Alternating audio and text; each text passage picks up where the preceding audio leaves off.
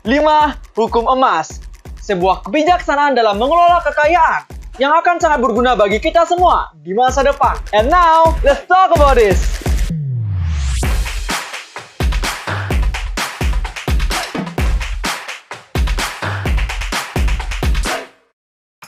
Yo, what's up Inspire People semuanya? Kembali lagi bersama saya Dwi Jaka selaku host di program acara Night Education. Sebelum kita masuk ke materi utamanya, bagi teman-teman Inspire People yang belum klik subscribe, bisa diklik dulu subscribe dan bunyikan loncengnya ya, agar Inspire People semuanya bisa mengetahui informasi terupdate di channel Fit and Inspire Indonesia. Dan bagi yang belum klik tombol like, silahkan klik terlebih dahulu tombol like-nya, agar informasi yang berada di konten ini bisa diketahui oleh lebih banyak orang lagi, untuk membantu lebih banyak orang lagi dalam meraih kesuksesan. So, silahkan klik tombol like-nya sekarang. Alright, Inspire People semuanya, let's go to the main session. Siapa yang tidak suka emas? Tentu ada yang menyukainya, ada pula yang tidak menyukainya. Bagi Inspire People yang tidak menyukai dan menghormati emas, saya sarankan untuk belajar menyukai dan menghormatinya terlebih dahulu. Karena seperti kata Robert Kiyosaki, apabila kita tidak menyukai dan menghormati emas, maka emas juga tidak akan menyukai dan menghormati kita. Emas akan datang dan pergi begitu saja, bahkan tidak pernah datang. Sedangkan apabila kita menyukai dan menghormati emas, maka emas juga akan menyukai dan menghormati kita juga. Mereka akan datang dan berlipat ganda dengan riang gembira di hadapan majikannya yang bijaksana dalam mengelolanya. The question is, apa saja kebijaksanaan yang harus kita miliki agar emas bisa menyukai dan menghormati kita selaku majikannya? Berdasarkan buku The Richest Man in Babylon yang pernah saya baca, terdapat 5 hukum tentang emas yang diceritakan terbukti menciptakan kekayaan yang berlimpah bagi siapa saja yang mengikutinya dan menciptakan kesengsaraan serta kejatuhan finansial bagi siapa saja yang tidak mengikutinya. Penasaran seperti apa ceritanya? Let's start the story now. Kisah ini berawal dari orang terkaya di Babylon bernama Arkad yang sedang memberikan pelajaran berharga bagi anaknya yang bernama Nomasir. Bagi Inspire People yang sempat membaca buku The Richest Man in Babylon pasti mengetahui bahwasannya telah menjadi adat di Babylon bahwa anak-anak orang kaya tinggal bersama orang tua mereka dengan harapan anak tersebut bisa mewarisi harta kekayaan dari orang tua mereka di kemudian hari. Namun, orang terkaya di Babylon yaitu Arkad tidak setuju dengan adat ini. Maka dari itu, Arkad memilih pendekatan yang berbeda untuk memastikan anaknya apakah layak atau tidak mewarisi kekayaan yang telah ia kumpulkan dengan susah payah di masa mudanya. Saat itu Arkad berkata, "Anakku, aku ingin sekali kau mewarisi dan mengembangkan harta bendaku. Tapi kau sendiri harus buktikan dulu bahwa kau memang mampu mengelolanya dengan bijaksana. Karena itu, pergilah menjelajahi dunia dan tunjukkan kemampuanmu untuk mendapatkan emas dan membuat dirimu sendiri menjadi orang yang terhormat di mata masyarakat. Sebagai awal, aku akan memberikan 2 hal yang dulu sama sekali tak kumiliki ketika aku baru mulai sebagai anak muda miskin dan mau membangun peruntunganku," lanjut Arkad. Kemudian Arkad memberikan sekantung penuh emas Babylon kepada anaknya Nomasir, yang apabila digunakan dengan baik akan mampu menjadi pijakan utama dalam pencapaian kebebasan finansial bagi Nomasir di masa depan.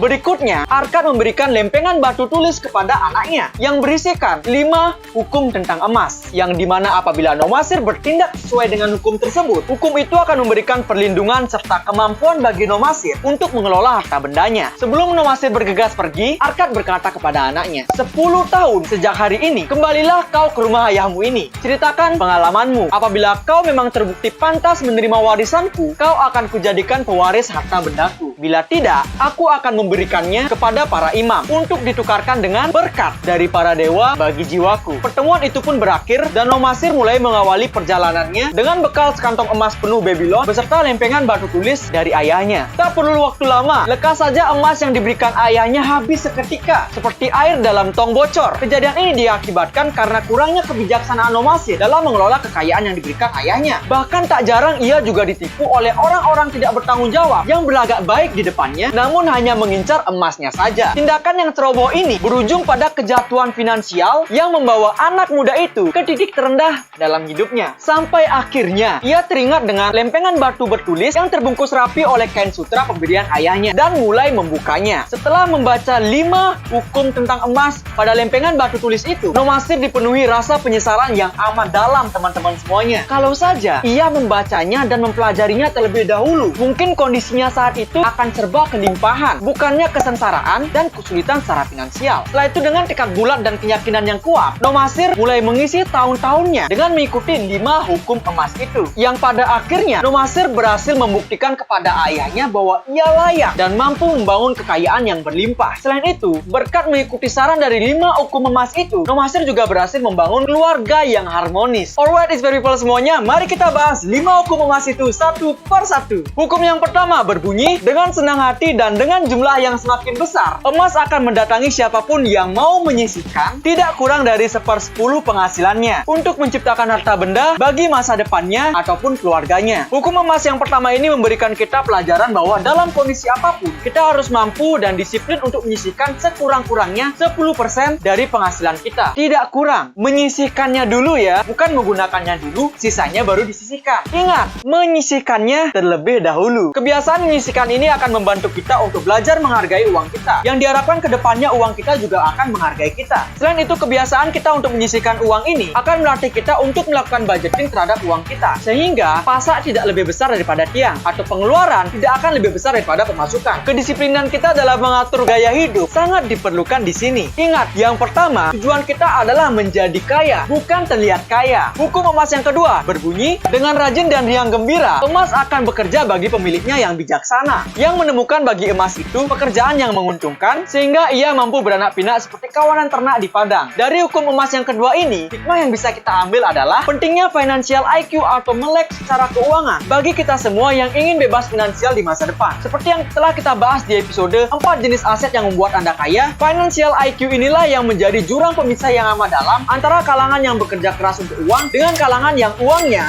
bekerja keras untuk mereka. Maka dari itu sangat penting dan sangat wajib halnya bagi kita semua untuk mempertajam kemampuan financial IQ kita sedini mungkin. Tak peduli berapapun usia Inspire People semuanya, tidak ada kata terlambat untuk kita memulai sesuatu. Salah satunya untuk mulai mempertajam kemampuan finansial kita. Bagi Inspire People yang sudah mulai, lanjutkanlah. Dan bagi yang belum mulai, mulailah pertajam dari sekarang. Karena tanpa kecerdasan finansial, kita tidak akan mampu menemukan peluang untuk melipat gandakan uang kita. Alhasil, uang yang telah kita kumpulkan dengan susah payah akan termakan begitu saja oleh inflasi. Tak hanya itu saja, minimnya kecerdasan finansial akan memungkinkan kita untuk melakukan tindakan yang ceroboh, yang pada akhirnya akan menyia-nyiakan uang yang telah kita kumpulkan dengan susah payah. Selain itu, minimnya kecerdasan finansial akan memperbesar peluang kita untuk ditipu oleh orang lain yang hanya menginginkan uang kita saja. So, mulailah pelajari dan perkuat financial IQ kita sedini mungkin. Bagi Inspire People yang ingin mengetahui informasi dasar tentang investasi, silakan klik cards di atas ya. Hukum ketiga emas berbunyi, emas aman di dalam lindungan pemiliknya yang bijak, yang menginvestasikannya berdasarkan nasihat dari orang-orang yang telah terbukti ahli dalam pengelolaannya. Dari hukum ketiga ini kita bisa simpulkan bahwa emas akan melekat bagi pemiliknya yang berhati-hati dan akan meninggalkan pemiliknya yang sembrono dalam mengelolanya. Contoh case dari kejadian ini sempat saya sharingkan di episode sebelumnya, yaitu yang berjudul Mengapa Orang Kaya Makin Kaya dan Orang Miskin Makin Miskin, yang bisa teman-teman tonton dengan mengklik cards di atas ini. Hukum ketiga tentang emas ini mempertegas bahwa yang membuat kita semakin kaya ke depannya itu bukanlah emasnya, melainkan ilmu yang kita ketahui tentang emas itulah yang akan membuat kita kaya. Untuk meningkatkan kecerdasan finansial Inspire People semuanya, ada 2 buku finansial yang saya rekomendasikan untuk Inspire People baca. 2 buku inilah yang membuka kesadaran saya akan pentingnya belajar dan menerapkan kecerdasan finansial sedini mungkin. 2 buku ini juga sangat cocok bagi Inspire People semuanya yang sama sekali hawa akan pengetahuan kecerdasan finansial. Buku yang pertama yaitu Rich Dad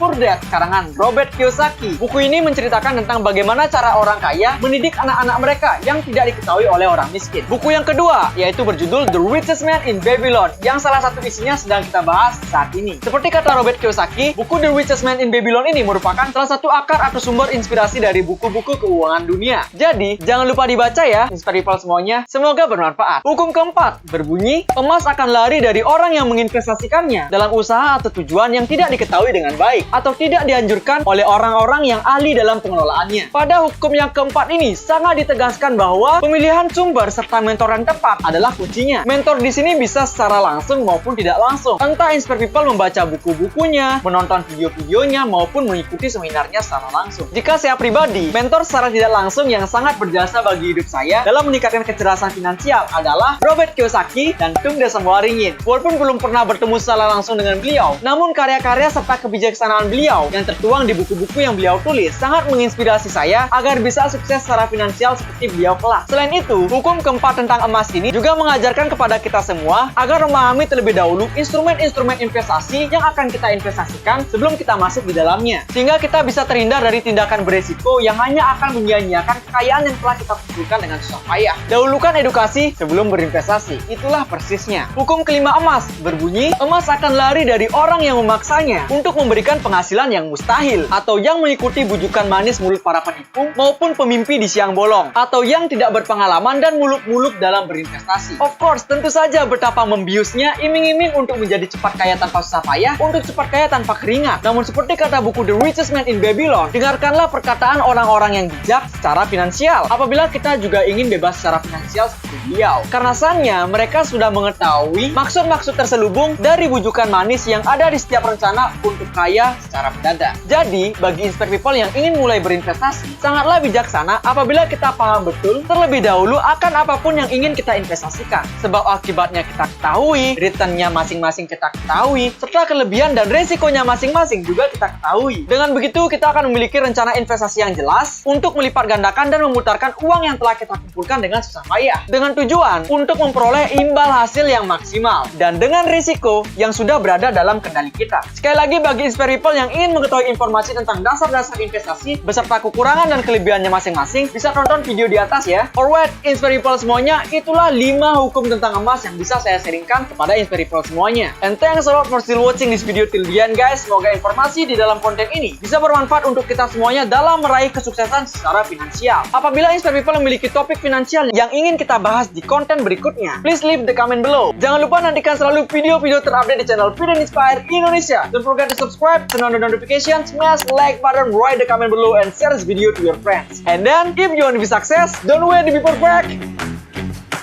to begin.